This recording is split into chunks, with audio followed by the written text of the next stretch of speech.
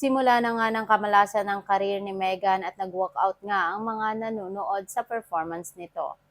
Habang itong si Jennie ay simula na nga ng pag-angat ng karir nito at lalo pat nagduwit sila mag-ina sa stage. Inangaan nga ito ng mga tao. Nakarating na nga kanadara ang successful na performance ni Jennie. Pagkatapos nga ng mga nangyari ay marami ang nagbukas na pinto kay Jennie para sa pag-angat ng karir nito at lalo pat may bagong grupo ito. Habang sa kabilang banda ay sina Meghan nga ay nagkakalabuan nga ang mga ito at ang grupo nito.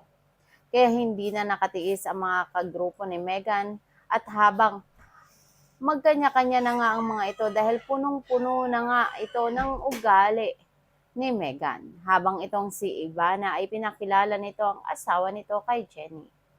Sabi naman ni Jennie, di ba daw siya ang Grande Music top director at record producer at songwriter pa?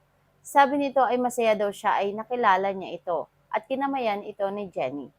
Dito na nga magsisimula ang karir ni Jennie. Pakaabangan nga natin kung ano kaya ang mangyayari ka na Meghan lalo pat mukhang magkakalabuan ang grupo nito. Yan ang ating pakaabangan sa mga susunod pang episode ng Born to Shine.